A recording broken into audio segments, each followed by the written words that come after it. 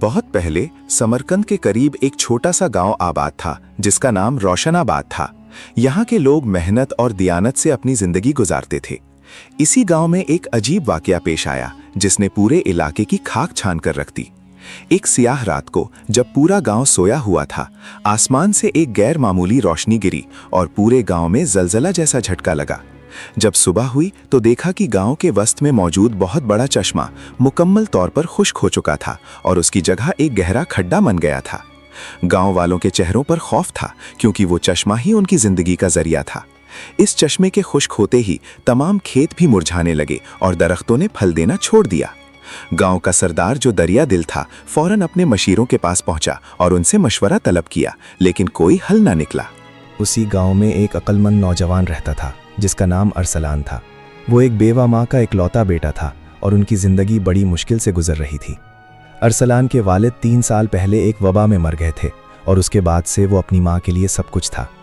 अरसलान की माँ बिस्तरे मर्ग पर थी और उसे इलाज की शदीद ज़रूरत थी, लेकिन गांव में पानी ना होने की वजह से लोग खुद मर रहे थे। अरसलान ने सोचा कि अगर वो कुछ नहीं करेगा तो उसकी माँ भी उसकी आंखों के सामने मर जाएगी। वो रात को गांव के सरदार के पास गया और उससे मदद मांगी, लेकिन सरदार ने उसे झड़क दिया कि तुम जैसे गरीबों की फिक्र करने का उसके पास वक्त नहीं।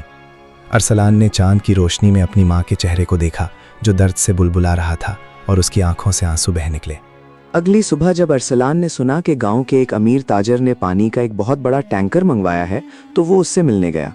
ताजर ने शर्त रखी कि वो बीमारों को पानी देगा, लेकिन बदले में उनके घरों की तमाम ज़मीन और जायदाद ले लेगा।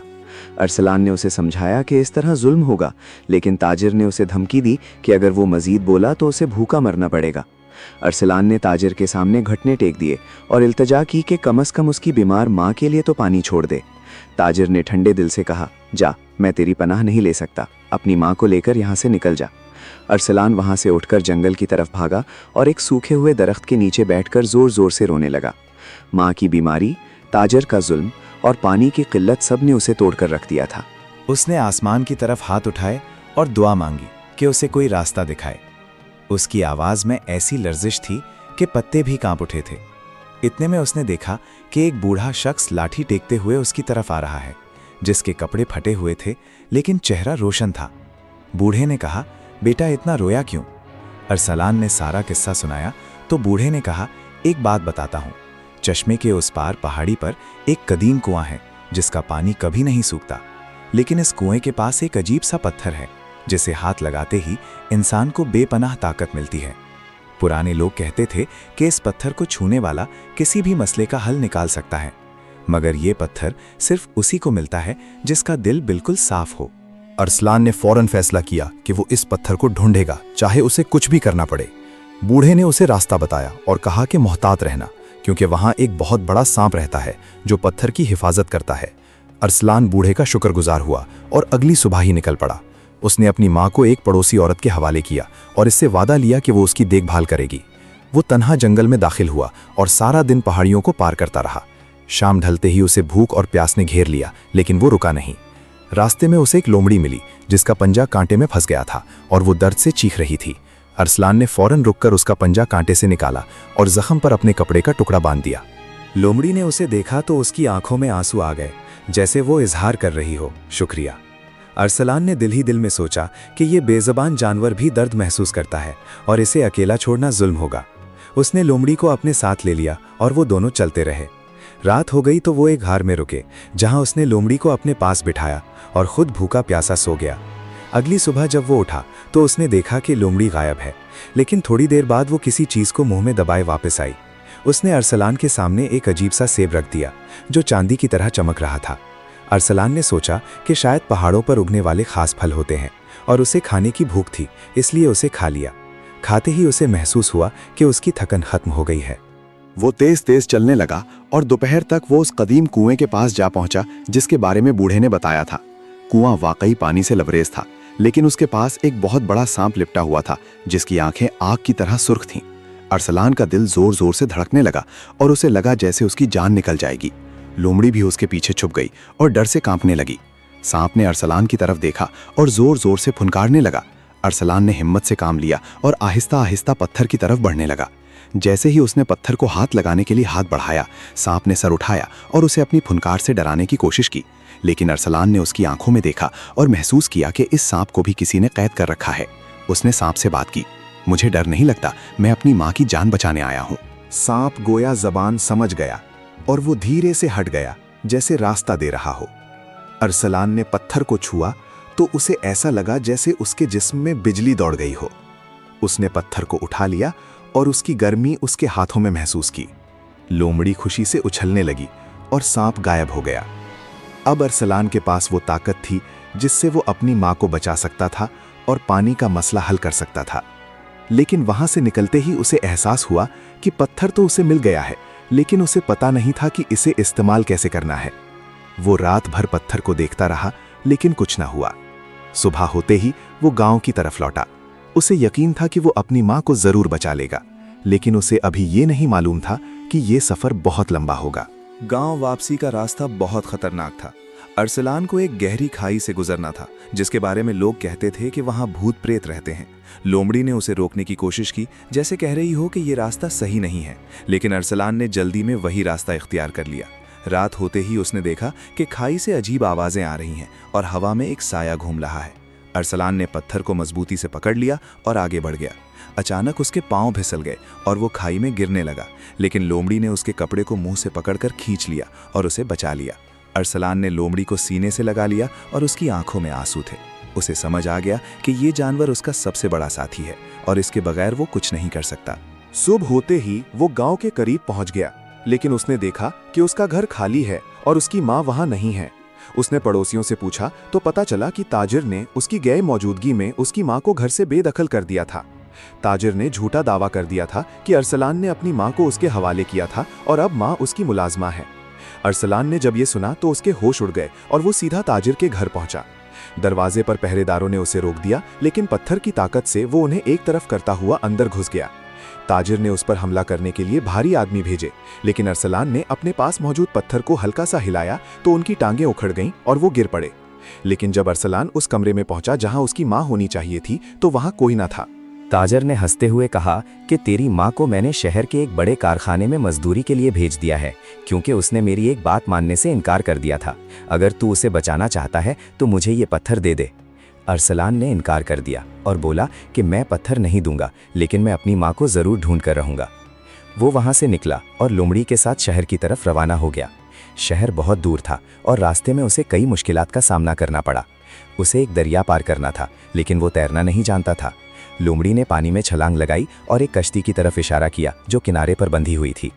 अरसलान ने कश्ती खोली और दरिया पार किया। शहर पहुंचते ही उसने कारखानों की तलाश शुरू कर दी, लेकिन वो बहुत बड़ा था और उसे कुछ पता नहीं था कि कहाँ जाना है। 3 दिन और 3 रातें उसने शहर की गलियों में गुजारी। हर कारखाने में जाकर अपनी माँ को ढूंढा, लेकिन कामयाबी ना मिली। चौथे दिन वो बहुत थक गया और एक मस्जिद के सामने बैठकर फूट फूट कर रोने लगा। उसके आंसू गिर रहे थे और वो बार बार कह रहा था, या अल्लाह, मेरी माँ को मुझसे मिला दे। मस्जिद के इमाम साहब ने उसे देखा तो बाहर आए और उसे अंदर बुला लिया। इमाम साहब ने उसे खाना खिलाया और उसकी कहानी सुनकर बहुत मुतासिर हुए। उन्होंने बताया कि शहर के मशरिक में एक बहुत बड़ा कपड़े का कारखाना है, जहां बहुत सी औरतों को मजदूरी के लिए रखा जाता है और उनसे बहुत जुल्म किया जाता है। अरसलान ने फौरन वहां जाने का फैसला किया और इमाम साहब ने उसे रास्ता भी बता दिया। लोमड़ी उसके साथ थी और उसने उसे हौसला दिया, जैसे कह रही हो कि हम कामयाब होंगे। वो कारखाने के बाहर पहुंचा तो वहां बहुत बड़े बड़े दरवाजे थे और हर तरफ पहरेदार थे। अरसलान ने सोचा कि वो कैसे अंदर जाए। लोमड़ी अचानक गायब हो गई और कुछ देर बाद वो पहरेदारों को किसी और तरफ ले गई, जैसे वो उन्हें बहला रही हो। अरसलान ने मौका देखकर दीवार फलांग कर अंदर दाखिल हो गया। अंदर उसने देखा कि खौफनाक हालात में औरतें मशीनों पर काम कर रही हैं। उनके हाथ जख्मी हो रहे हैं और उन पर बहुत जुल्म हो रहा है। कोई उन्हें खाना भी नहीं देता था और वो सब बहुत कमज़ोर हो चुकी थीं। उसने सबसे पूछा तो पता चला कि उसकी माँ कारखाने के सबसे अंदर वाले कमरे में है, जहाँ उसे दिन रात काम करने पर मजबूर किया जाता है। अरसलान का दिल दहल गया और वो तेज़ी से उस कमरे की तरफ बढ़ा। रास्ते में एक बहुत बड़ा पहरेदार आया जिसने उसे रोकना चाहा, लेकिन अरसलान ने पत्थर की ताकत से उसे बेहोश कर दिया। आखिरकार वो इस कमरे में पहुंचा जहां उसकी माँ थी। उसकी माँ एक बड़ी मशीन के सामने बैठी काम कर रही थी। उसके हाथ खून से लथपथ थे और वो बेहद कमज़ोर हो चुकी थी। उसका चेहरा जर्द पड़ गया था और आंखें धसी हुई थीं। अरसलान ने यह मंजर देखा तो उसकी आंखों से आंसू बह निकले और उसके हाथ कांपने लगे। वो दौड़कर अपनी माँ के पास गया और उसे मशीन से दूर ले आया। माँ ने आंख खोली तो अरसलान को देखकर उसके चेहरे पर मुस्कुराहट आ गई, लेकिन वो बोल नहीं सकती थी, इतनी कमजोर हो चुकी थी। अरसलान ने उसे अपने पास बैठाया और पानी पिलाया। माँ ने आहिस्ता से कहा, बेटा तू आ गया, मुझे यकीन था कि तू जरूर आएगा। अरसलान रो रहा था और उसने अपनी माँ को सीने से लगा लिया। उसकी माँ के जिस्म से इतनी बदबू आ रही थी जैसे दिनों से नहाई न हुई हो, और उसके बाल बिखरे हुए थे। अरसलान ने अपनी माँ को कमरे से बाहर निकाला और सब औरतों को भी आज़ाद कराया। कारखाने का मालिक आया, लेकिन जब उसने अरसलान की आंखों में आग देखी तो वो डर कर भाग गया। अरसलान अपनी माँ को लेकर गांव वापस आया, लेकिन वहां उसका इस्तकबाल नहीं हुआ, क्योंकि गांव वाले पानी की किल्लत से तंग आ चुके थे और उनका गुस्सा अरसलान पर था कि वो गांव छोड़कर चला गया था। कुछ लोगों ने तो कहा कि अरसलान ने ही चश्मे पर जादू किया है ताकि लोग उसके पास भीख मांगने आए। अरसलान ने समझाने की बहुत कोशिश की, लेकिन कोई सुनने वाला ना था। इसी दौरान ताजिर ने फिर से अपनी चाल चली और लोगों को बताया कि अरसलान ने पत्थर चुराया है जो दरअसल गांव का है। लोग भड़क उठे और उन्होंने अरसलान को गांव से निकालने का फैसला कर लिया। अरसलान ने कहा, मुझे निकाल दो, लेकिन तुम्हारा पानी वापस लाने का हक मुझे दो। उन्होंने इनकार कर दिया और उसे रात भर में गांव छोड़ने का हुक्म दे दिया। अरसलान ने माँ को लिया और एक पुराने मज़ार के पास जाकर रात गुजारी।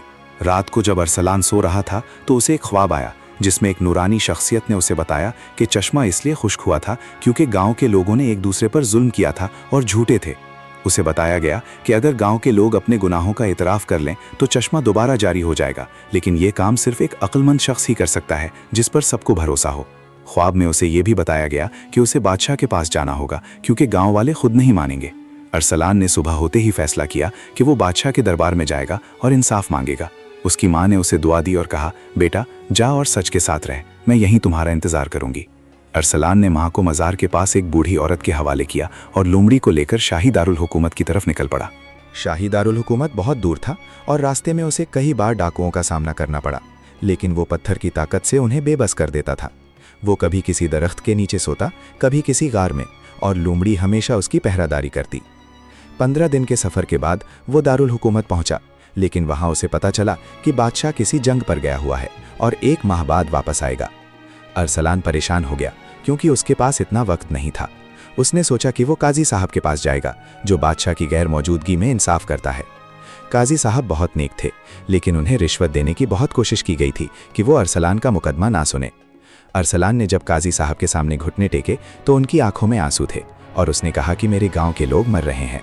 काजी साहब ने अरसलान की बात सुनी और उसे अदालत में बुलाया, लेकिन शर्त रखी कि वो पत्थर की ताकत का मुजाहरा करेगा। अरसलान ने कहा कि ये पत्थर ताकत नहीं देता, बल्कि ये सिर्फ सच और झूठ में फ़र्क कर सकता है।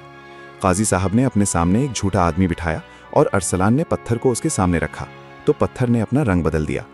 काजी साहब हैरान रह गए और उन्होंने फैसला किया कि अरसलान को गांव वापस जाने और चश्मा ठीक करने की इजाज़त दी जाएगी, लेकिन शर्त यह थी कि अगर वो नाकाम हुआ तो उसे सजाए मौत दे दी जाएगी। अरसलान ने यह शर्त कबूल कर ली और वापस गांव की तरफ रवाना हो गया। उसके दिल में डर था, लेकिन उसे अपनी माँ और अपने गांव वालों की फिक्र थी जो मर रहे थे। लोमड़ी ने उसे अपनी गर्मजोशी से सुकून दिया और वो चलते रहे। जैसे ही अरसलान गांव पहुंचा, उसने देखा कि सूरत हाल बहुत खराब हो चुकी है। लोग पानी के लिए लड़ रहे थे और 2 अफराद मर चुके थे। अरसलान ने सारे गांव को इकट्ठा किया और उनसे कहा, मैं तुम्हारा पानी वापस ला सकता हूं, लेकिन तुम्हें एक शर्त माननी होगी। लोगों ने कहा, क्या शर्त? अरसलान ने कहा, तुम सबको अपने अपने गुनाहों का इतराफ करना होगा और एक दूसरे को माफ करना होगा। शुरू में लोगों ने इनकार किया, लेकिन जब उन्होंने देखा कि उनके बच्चे प्यास से तड़प रहे थे तो एक एक करके सब ने अपने गुनाहों का इतराफ करना शुरू कर दिया। ताजिर ने भी एतराफ़ किया कि उसने लोगों की ज़मीनें झूठे तरीकों से ली थीं और उसने सबसे माफ़ी मांगी। एक बूढ़ी औरत ने रोते हुए कहा कि उसने अपनी बहू को 3 साल तक सताया था और एक जवान लड़के ने बताया कि उसने अपने बाप की जायदाद चुरा ली थी। जब आखिरी शख्स ने भी एतराफ़ कर लिया तो अरसलान ने पत्थर को अपने हाथ में लिया और उस चश्मे की तरफ चला गया जो कई महीनों से खुश्क पड़ा था। उसने पत्थर को ज़मीन पर रखा और अपनी दोनों हथेलियां आसमान की तरफ उठाकर दुआ मांगी। उसकी दुआ में उसकी माँ का नाम था, उसके गांव वालों का नाम था और हर उस शख्स का नाम जिसने जुल्म सहा था। उसकी आंखों से आंसू बह रहे थे और उसके हाथ कांप रहे थे। अचानक ज़मीन लर्ज उठी और लोग डर गए, लेकिन अरसलान ने उन्हें रोके रखा। फिर उन्होंने देखा कि खुश्क चश्मे के अंदर से हल्की हल्की आवाज़ आने लगी और फिर एक छोटा सा चश्मा फूट निकला। धीरे धीरे वो चश्मा बड़ा होता गया और पूरे गांव में पानी भर गया। लोग खुशी से पागल हो गए और नाचने लगे। ताजिर ने अरसलान के सामने घुटने टेक दिए और कहा, मैंने बहुत बड़ा जुल्म किया है, मुझे माफ कर दो। अरसलान ने उसे माफ कर दिया, लेकिन शर्त रखी कि वो अपनी तमाम जायदाद का 10वां हिस्सा गरीबों में बांटेगा। ताजिर ने ये वादा कर लिया और सब खुश हो गए। लूमड़ी ने भी खुशी से दम हिलाई और सब ने उसे भी बहुत प्यार किया। काजी साहब को जब ये खबर पहुंची तो वो खुद गांव आए और अरसलान की गैर मामूली अक्लमंदी देखकर हैरान रह गए। उन्होंने बादशाह को खत लिखकर सारी तफसील बताई और अरसलान की तारीफ में कसीदे पढ़े। बादशाह ने जब ये सुना तो उसने अरसलान को शाही महल में बुलवाया और उसे अपना खास मुशीर बना लिया। अरसलान ने यह एजाज कबूल कर लिया, लेकिन शर्त रखी कि वो अपने गांव को भी तरक्की दे सकेगा। बादशाह ने अरसलान को बहुत सा सोना और चांदी दी, लेकिन अरसलान ने वो सब अपने गांव के गरीबों में बांट दिया। उसने गांव में स्कूल बनवाए, अस्पताल बनवाए और हर घर तक पहुंचने के लिए पक्की सड़कें बनवाईं। उसने अपनी माँ को शहर में अपने पास रखा और उसकी हर मुमकिन खिदमत की। माँ ने एक दिन कहा, बेटा, तूने मेरे साथ जो किया वो कोई बेटा नहीं कर सकता। अरसलान ने कहा, माँ, ये सब तुम्हारी दुआओं का असर है। लूमड़ी अब अरसलान का साया बन चुकी थी और वो जहाँ जाता वो उसके पीछे पीछे जाती।